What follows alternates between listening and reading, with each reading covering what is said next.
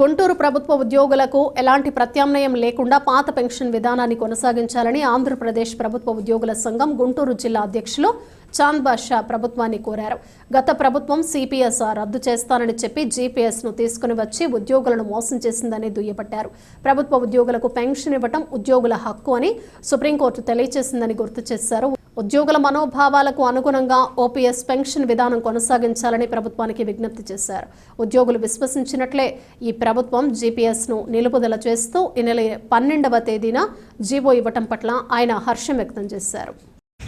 ఎందుకంటే నిన్న 12వ తేదీన ఇచ్చినటువంటి జీపీఎస్ దాన్ని తక్షణమే ఈ రాష్ట్ర ముఖ్యమంత్రి గారు అభ్యర్థులు పెట్టారంటే ఉద్యోగుల యొక్క ఉపాధి. నేను ఆంధ్రప్రదేశ్ ప్రభుత్వ ఉద్యోగుల సంఘం గుంటూరు జిల్లా అధ్యక్షుడిగా ఉన్నాను.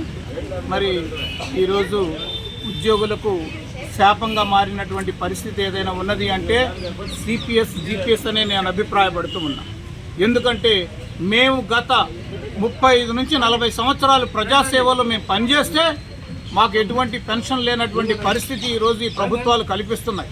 దానికి అనుగుణంగా మేము ఒకటే తెలియజేస్తూ ఉన్నాం, ప్రభుత్వాలు మాకు కూడా పెన్షన్కి మాకు హక్కు, మా భిక్ష కాదు ఇది అని చెప్పేసి ఈ ప్రభుత్వాన్ని కోరుతూ ఉన్నాం. సుప్రీంకోర్టు కూడా జడ్జిమెంట్ ఇచ్చింది, ఉద్యోగులకు పెన్షన్ అనేది భిక్ష కాదు, వాళ్ళ యొక్క హక్కు అని చెప్పేసి ఇచ్చింది.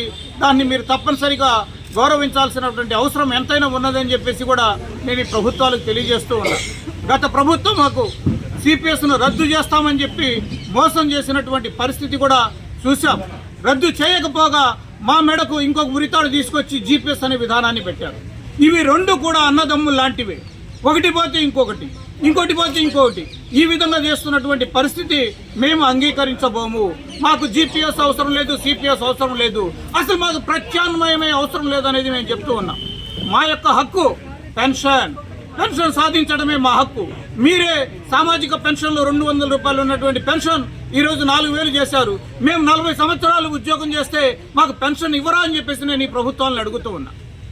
ఇప్పటికైనా సరే ప్రభుత్వాలు మీ యొక్క ఉనికిని మార్చి ఉద్యోగుల యొక్క మనోభావాలకు అనుగుణంగా నడుచుకుంటే చాలా బాగుంటుంది. కాబట్టి మేము కోరి మేరీ తెచ్చుకున్నటువంటి ప్రభుత్వం కనుక మాకు ఈ ప్రభుత్వం మీద పూర్తి విశ్వాసం ఉంది. తప్పనిసరిగా సిపిఎస్ను రద్దు చేస్తారు అనేటువంటి విశ్వాసంతో మేము ముందుకు వెళ్తున్నాం.